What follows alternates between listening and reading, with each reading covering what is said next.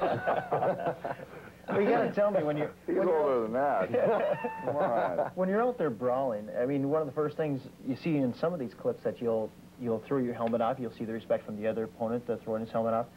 But when you're bashing your knuckles on his helmet, I mean, obviously your fists after the game are swollen up a little bit. Oh, yeah, definitely. That's some of the side effects of definitely getting into altercation is you're going to hurt your hands, you know, you're going to get cuts, you might break a nose, and you got to be prepared for this kind of thing, but you got to take care of yourself, and you got to be educated, you know, maybe try and get the guy's helmet off, or when the guy's head's down, don't pound on the helmet, you know, just little things to help keep your hands all right so you can go at it the next night.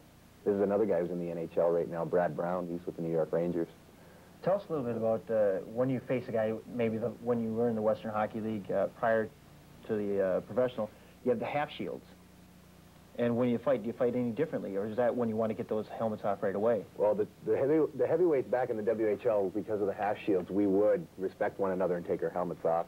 So you saw a lot of guys, we used to call it spin the lids. You take your helmet off, you throw it to the side, get it out of the way so you didn't ruin each other's knuckles or cut yourself too bad on the visors, because no real damage gets done when the visors are on. Nowadays, though, you want your helmet to stay on. A lot of guys like to cement it on, and so you don't hurt yourself as far as getting your head concussion. I think in some of these videos, now obviously with the long hair, it works.